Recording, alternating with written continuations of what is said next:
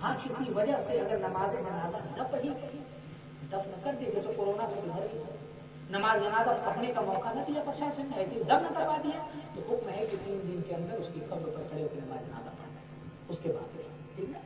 इस तरह समझ आ गई बात। इसी तरह अगर कोई भी शख्स नमाज या किसी बदअकीदा ने नमाज जनाजा पढ़ा, सुन्नी आदमी, अच्छा वही में कर रहे सवाल तो बदअकीदा नमाज जनाजा पढ़ा तो उसकी नमाज जनाजा हुई नहीं, इसलिए हुक्म है कि दोबारा नमाज पढ़ी जाए।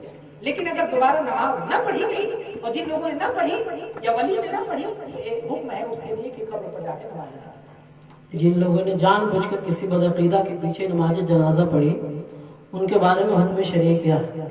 जिन लोगों ने जानबूझकर कि वो बदअकीदा था इमाम उसको अपना इमाम बनाया तो गुनाह अजीम के मुर्तकिब वो लोग जो है आवाम में तौबा इस्तिग़फ़ार करना, एक होता है अकेले बैठ के तौबा करना और एक होता है अवाम के सामने, यानी ऐलानिया तौबा करना। तो आप जिन जिन लोगों ने इस तरह की हरकत की है, ऐसे को अपना इमाम बनाया, वो लोग ऐलानिया तौबा इस्तिग़फ़ार करें, अल्लाह के हुज़ूर माफी चाहें, इंशाअल्लाह अल्लाह माफ कर देगा, ठीक ना। और अगर मैयत बदअकीदा नहीं मैयत नहीं रहती तो मसला बता दें जी, कोई बदअकीदा मर गया, उसकी नमाज जनाजा पढ़ना कुफ्र है, काफिर हो जाएंगे, इस्लाम से बात चलिए से। तो देखिए नमाज जनाजा ये दुआ मग़फ़िरत है, मग़फ़िरत के लिए तभी ना पढ़ते हैं अल्लाहुम्मा ग़फ़िर लिहय्यिना व मय्यतिना, अल्लाह जिंदों को भी बख्श मुर्दे को भी। और किसी काफिर के लिए दुआए मग़फ़िरत करना कुफ्र है, खुद ही काफिर है, क्योंकि वो काफिर है, दुनिया से बगैर ईमान के गया, उसको कैसे आप बख्शोगे? समझ आ गई? तो उसकी बख्शिश की दुआ करना कुफ्र है। इसी वजह से आप काफिर हो जाएंगे, आपकी औरत आपके पिता निकल जाएंगे, दोबारा निकाह भी करना पड़ जाएगा आपको, तौबा इस्तिग़फ़ार करना सच्चे दिल से, तब इस्लाम में दाखिल। और अगर ऐसा नहीं किया तो पूरी जिंदगी वैसे ही रह जाएगी, आपके बच्चे भी जायज नहीं। तो इसलिए ख्याल रखिए किसी बदअकीदा की नमाज जनाजा न पढ़िएगा। हाँ किसी इमाम के पीछे पढ़िए तो काफिर तो नहीं होंगे, लेकिन तौबा इस्तिग़फ़ार फिर भी आपके ऊपर वाजिब है। बेनमाजी के लिए कुरान और हदीस में क्या वाइदे आई है, मुख्तसर बता दिया जाए। अब ये बताइए कि बेनमाजी, नमाज हमारे अल्लाह की तरफ से वाक़िमुस्सलाह नमाज का है, और जो शख्स अल्लाह के हुक्म को न माने तो गुनाह अजीम का मुर्तकिब है ना। जानबूझकर एक वक्त की नमाज छोड़ने वाला 80 साल तक जलेगा। तो मुख्तसर बता देगा, इसलिए कभी छोड़ा जाता है। अगर आप नहीं नमाज पढ़ते तो नमाज की आदत डालें। आदत कैसे डालें कि पहले जितने वक्त की मैसर हो उतने वक्त में करीब पढ़े। घर में अगर पढ़ना चाहे घरे में पढ़ लें, मस्जिद करीब मस्जिद में पढ़ लें। बात सुन भाई, दिन में नहीं पढ़ पा रहे तो रात में सारी नमाज पढ़ना, कम से कम कदा पढ़े। आदत तो डाले पहले, टाले ना कि कल से पढ़ेंगे परसों से पढ़ेंगे नहीं। नमाज माफ नहीं है। नमाज की दुआ से नमाज माफ नहीं होगी। बुढ़ोती में ख्याल आया कि 40 साल नमाज नहीं पढ़े हैं, माफ करा ले, माफ नहीं होगी, पढ़ना पड़ेगा। बस नहीं हो बगैर पढ़े नहीं माफ। इसलिए अपने ऊपर नमाज का बोझ ज्यादा ना करे, हल्का हल्का उसको पढ़ के जो है उसको अपने वक्त पर अदा करें, ताकि उसका बोझ आपके ऊपर। बहुत अजीम गुनाह है, और उसके बारे में क्या मैं बताऊं, बहुत जल्दी से। नमाज के दौरान जो वसवसे आते हैं उनका क्या होता है? लेकिन नमाज जब बंदा मोमिन खड़ा होता है, हदीस शरीफ में आता है कि शैतान उसके करीब आकर उसे बहकाने लगता है। कभी कभी ऐसा लगेगा पेशाब का कपड़ा निकल गया, कभी ऐसा लगेगा हवा खारिज हो गई, कभी किसी चीज की आवाज सुनाई देती है, कभी ऐसा है जहन बढ़ता है, सारे चीजों का ख्याल आने लगता है। जो कभी नहीं ख्याल आता नमाज में आ जाता है। बस तो आदमी परेशान होता है। हालांकि नमाज के लिए खुशू और खुशू होना जरूरी है। तो खुशू और खुशू कैसे पैदा होता है ये जाने। देखिए जैसे बंदे मोमिन अल्लाह अकबर के जैसे खड़ा होता है तो उस वक्त क्या उसकी निगाह उसके सजदे की जगह होनी चाहिए, वहीं ताकता रहे, गौर से कान इमाम की आवाज पे लगाया रहे और निगाह उस पर जब रहे, तो वसवसे नहीं है। और कहाँ नाक, तो अब तो जो है हाथ को सीने पर बांध रहा है, कोई नाक के ऊपर बांध रहा है, कोई नाक के नीचे, ऐसा नहीं है। इस्लामिक और सही तरीका क्या है, नाक के नीचे बांधे और थोड़ा दबाएं, क्योंकि वहां नफ्स होता है। दबाने की वजह से नफ्स में भड़कता नहीं है, ख्यालात नहीं आते, वसवसे नहीं आते। ये बुजुर्गों ने बताया। हज़रत अली ने फरमाया, ये अबू दाऊद शरीफ के अंदर हदीस है किताब सलात में कि नबी पाक सल्लल्लाहु अलैहि वसल्लम का यही तरीका था कि नबी पाक जो है नाक के नीचे ही हाथ लगा, बस नहीं तो नाक के नीचे बादी थोड़ा जोर लगा के बादी, ताकि बस होते ना। निगाह कहाँ रखिए, खड़े जब रहे कयाम में तो अपने सजदे की जगह, रुकू करें तो दोनों पैरों के दरमियान निगाह करें, फिर उसके बाद जब सजदे में जाए, रुकू से उठे, फिर सजदे में जाए तो नाक के सीधे ताकि जो है जहन आँख खुली रहे, आँख बंद करके नमाज पढ़ना। हुक्म है कि आँख बंद करके नमाज पढ़ेगा तभी हो जाएगी, लेकिन आँख खोल के नमाज पढ़ना, समझ में आई? तो और फिर सजदे से जब उठे, कायदे पे बैठे, तो ऐसी सूरत में दोनों जान के दरमियान यानी गोद में उसकी निगाह हो जाए, फिर दाहिनी तरफ आके तो कंधे की तरफ और सब और फिर बाईं तरफ। इस तरीके से नमाज को पूरी करेगा तो उसको ख्याल और उससे ज्यादा नहीं आएगी, ठीक ना? और तौबा इस्तिगफार करके आप नमाज में खड़े हो जाते हैं, ठीक ना?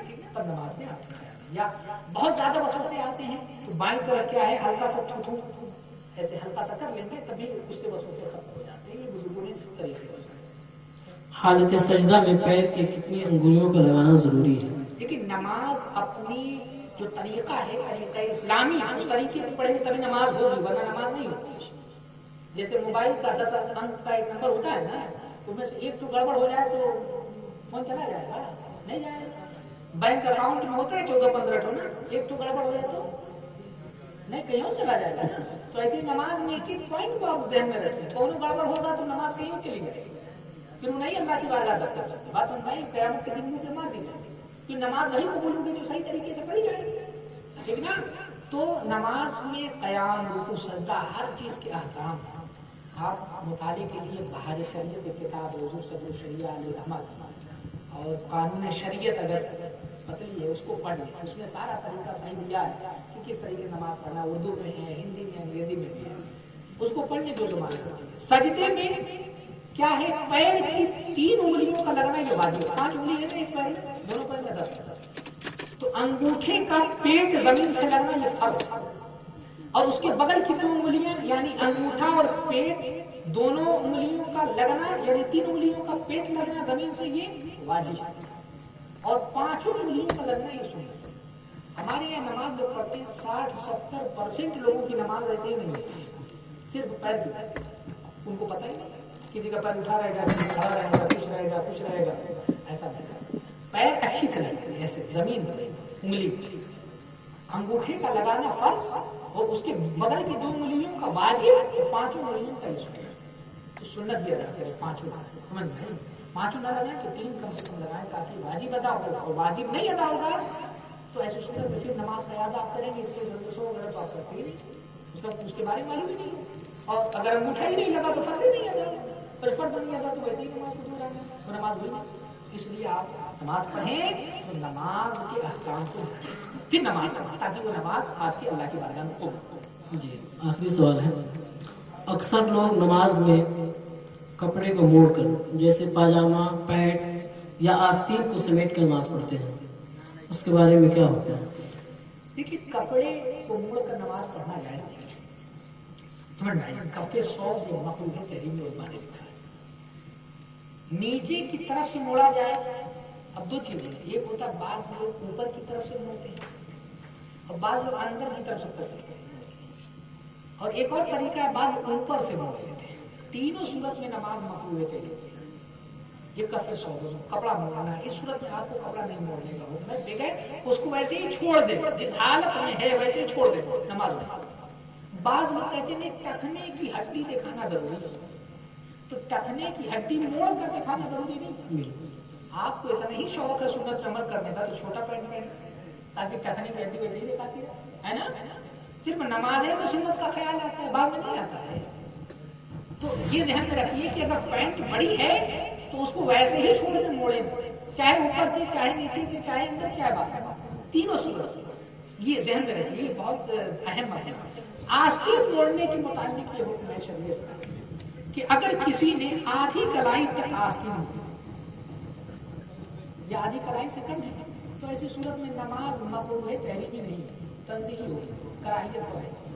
आधी कलाई से ज्यादा अगर आस्तीन मोड़ ली तो नमाज मकरूह है, तहरीमी, वाजिब है, दोबारा नमाज पढ़ना वाजिब हो जाएगा इसको। तो इन सब चीजों का ख्याल रखिए। सर्दी बाद में जाते हैं कपड़ा मोड़ के जाते हैं, इसको भी नहीं करना चाहिए, समझ में? किसी तरीके से गर्मी का दिन रहता, बाद हड्डियां वगैरह ये खोल लेते हैं, मतलब खोलते हैं तो ये हड्डियां दिखाई देने लगती हैं, तो इस हड्डी को खोल के भी नमाज पढ़ना मकरूह है। हमें इतना न खोले कि हड्डी दिखाई दे, इन सब चीजों का ख्याल रखिए। नमाज से पहले अपने लिबास का ख्याल रखिए। अंगूठी 4 लोग पहन के नमाज पढ़ते, नमाज नहीं होती, ध्यान रखिए। एक अंगूठी वो भी अंगूठी में नग तो चाहे 5 किलो का लगा लो, उसे कोई मतलब नहीं। चांदी सिर्फ होनी चाहिए कम से कम 4 ग्राम कुछ मिलीग्राम है, जो 4.25 माशे का दिख रहा है। एक माशा परत 972 मिलीग्राम का होता है, तो उसी एतबार से 4.25 माशे का 4 ग्राम कुछ मिलीग्राम होता है। तो 4 ग्राम चांदी होनी चाहिए, उससे ज्यादा नहीं। और सिर्फ चांदी, सोना और किसी भी तरह का कोई धान, हाँ हीरे उरा सब लगा के आप पहन सकते हैं, पत्थर किसी भी तरह का पहन सकते हैं, इसमें हरज नहीं। लेकिन धान जो और है, सोना चांदी पीतल तांबा लोहा ये सब नहीं पहन सकते, सिर्फ चांदी से आप पहन सकते हैं। कितना? वो भी 4 ग्राम में बता दे रहा हूँ ताकि आसान हो। 2 अंगूठी पहनेंगे। हुजूर शाह बुखारी रहमान ने फतावा शाह बुखारी में लिखा कि 2 अंगूठी पहनने वाला फासिक है, उसके पीछे नमाज नहीं होगी।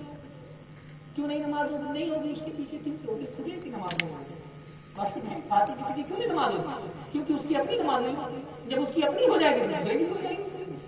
इसलिए ख्याल रखिए कि 2 अंगूठी पहन के नमाज। इसी तरह चैन आप पहन लेते हैं, चैन पहन के नमाज नहीं, ब्रेसलेट लगा लेते हैं, चैन वाली घड़ी के बारे में तो मुझे लगता है कि हुजूर शाह बुखारी का कौल ये है कि हो जाएगी नमाज, हुजूर पकड़ नहीं लगता पड़े नमाज नहीं। दोनों दोनों, लेकिन एहतियात ये है उतार। और पट्टे वाली घड़ी है तो नमाज हो जाए, इसमें कोई हर्ज नहीं। बक्सर चाहे उसका कुछ भी किसी तरह बेल्ट लगा के नमाज पढ़ सकते हैं, बक्सर चाहे, लेकिन इन करके नमाज नहीं पढ़ना चाहिए। वो भी एक तरीके से कपड़ा मोड़ना है, उसको खोल के पढ़ना चाहिए ना। इन सब चीजों का आप लोग ख्याल रखिएगा ना। कपड़े पर जो तस्वीरें वगैरह बनी रहती हैं, ये तस्वीरें नहीं होनी चाहिए। तस्वीर की वजह से आपकी भी नमाज नहीं होगी, अगल बगल वालों की भी नमाज नहीं होगी, जिसकी नजर पड़ेगी। बस उन्हें मकबूल तहरीमी तस्वीर सामने। यहाँ तक आला रहमतुल्लाह ने लिखा कि जेब से कोई सिक्का गिर जाए, उस सिक्के पर कोई मूर्ति या तस्वीर हो, नमाजी कुछ चीज दिख जाए तो नमाज उसकी कोई टूट जाए, फांसी पाए। मेरी किताब बताती है इस्लाही मालूमात, 2013 के आखिर में मैंने लिखी ये किताब। 14 में किताब आई, बहुत ये किताब बिकी, 5000 से ज्यादा किताबें। इस किताब को कहीं मिल जाए तो आप उस किताब को मुताला करिए। 1200 मसाइल मैंने उसमें लिखे हैं जो हम लोगों से गलतियां हो रही हैं और उसका सही मसला क्या है वो लोगों की सलाह है। तो इंशाअल्लाह आप लोग कोशिश करिए कि उलमा के करीब आइए, दीन का सही मसला सीखिए। उलमा का जैसे हम लोग गोरखपुर शहर में क्या करते हैं कि बाद मौकों पर हेल्पलाइन नंबर जारी करते हैं, जैसे रमजान हेल्पलाइन है, कुर्बानी हेल्पलाइन। अब 10-20 उलमा का नंबर होता है, 10-20 नहीं 8-10 उलमा का नंबर होता है, मुफ्तियों का नंबर होता है, अखबारों में शाया होता है, सब तक वो अखबार पहुंचता है। जिसको मसला पूछना रहता है उनको फोन करके पूछ लेते हैं। तो ऐसे ही आप लोग भी अपने उलमा का नंबर मस्जिदों में लिस्ट बना लें। 10-20 आलिम जो काबिल आलिम है आपके इलाके और जिले के, उनका नंबर मस्जिदों में 60, उससे मसाइल पूछने के लिए आप क्या करें इस तरीके से ना, ताकि किसी को कोई भी मसला पूछना हो तो उन तक रसाई उनकी डायरेक्शन में डायरेक्ट वो मसला पूछ सके। और उलमा को भी चाहिए कि उनके पास मसाइल आए तो उसका जवाब दे चाहे किसी भी हालत में। अगर उस वक्त न जवाब दे पाए तो आगे के बाद जब खाली, ठीक है। अल्लाह ताला की बारगाह में दुआ करूंगा। बस सलातो-सलाम पढ़ना है, लेकिन उससे पहले बता दिया जाए कि सलातो-सलाम पढ़ना कैसा है। देखिए सलातो-सलाम पढ़ना आपको बताऊं कितनी बड़ी इबादत का काम है। देखिए नमाज आप लोगों को समझाने के लिए आप नमो वाली तकरीर बोल रहा हूँ ना, और भी सारे बोल सकते हैं। आप नमाज पढ़ते हैं, नमाज बहुत अल्लाह ने दिया, नमाज इबादत है ना। तो इबादत किसको कहते हैं? जो अल्लाह तबारक व तआला ने हुक्म दिया उसी पर अमल करने का नाम ही इबादत है। नमाज का हुक्म दिया नमाज पढ़ो, इबादत है। रोजे का हुक्म दिया रोजा रखो, इबादत है। ज़कात का हुक्म दिया ज़कात की इबादत है। हज का हुक्म दिया हज का इबादत। सारी चीजें हैं ना अल्लाह के हुक्म मानना। नमाज अल्लाह ने हुक्म दिया, लेकिन कहीं ये नहीं कुरान में कहा कि मैं नमाज पढ़ता हूँ तुम्हें नमाज पढ़ो। ज़कात का हुक्म दिया, कुरान में कहीं ये नहीं अल्लाह ने कहा कि मैं भी ज़कात देता हूँ तुम्हें। हज का हुक्म दिया, अल्लाह ने कभी नहीं फरमाया कुरान में कि मैं भी हज करता हूँ।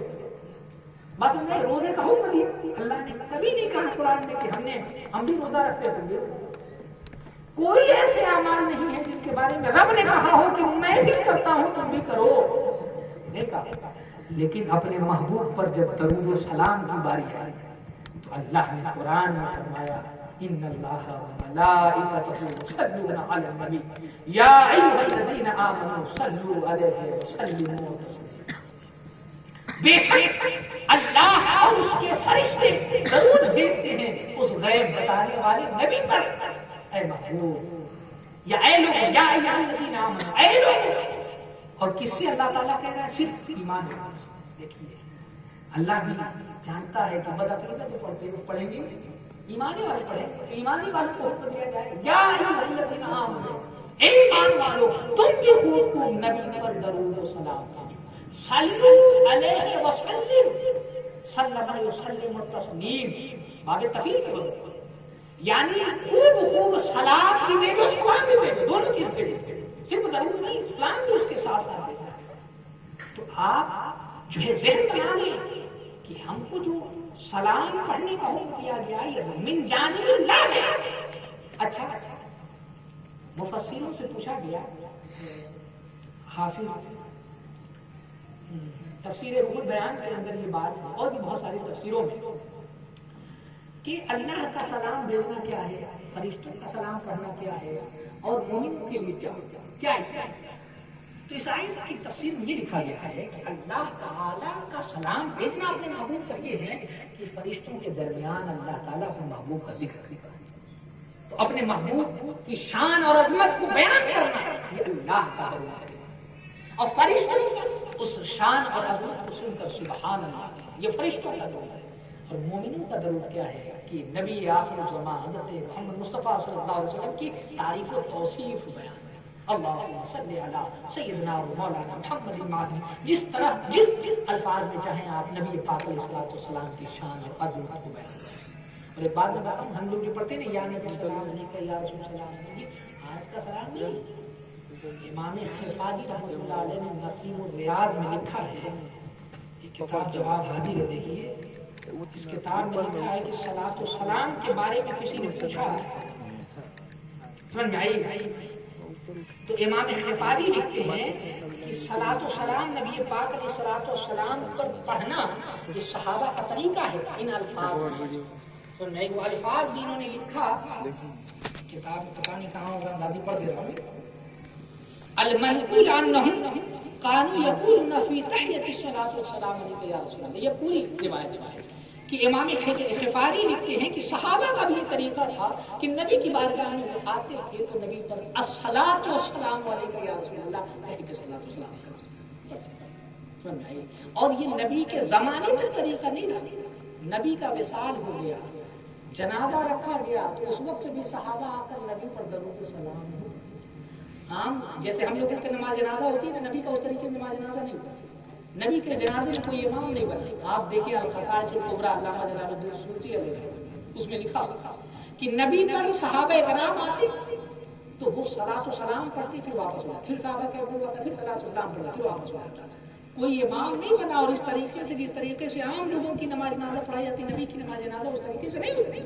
پھر اس کے بعد نبی کو آپ کی طبیعت حضرت عثمان بن عباس فرماتے ہیں کہ میں نے نبی کے لب مبارک کو دیکھا کہ اس وقت ہل رہا، میں قریب میں نے اپنے کام کو کیا تو نبی کی زبان سے اس وقت یہ کلمات نکل رہے تھے، کب دیکھیے نبی کو کب نے فرماتے میرے آقا کی زبان سے یہ کلمات نکل رہے تھے، رب حبلی امتی، رب حبلی امتی، اے میرے پروردگار میری امت کو بخش، میری امت کو بخش۔ بات سمجھا رہی، نبی اپنے امت کو اس وقت خیال کر رہا ہے، تو صحابہ کرام یہ جان جاتے کہ نبی معاذ اللہ مردہ ہیں، تب نہ پڑھتے جنازہ میں، مردوں کا نماز جنازہ پڑھ جاتی ہے نا، نبی لوگوں کو بخشوائیں گے تو یہ صحابہ کرام اللہم فی احینا و میتنا پڑھتے، ان کو بخشواتے ہیں۔ بتائیے آپ صحابہ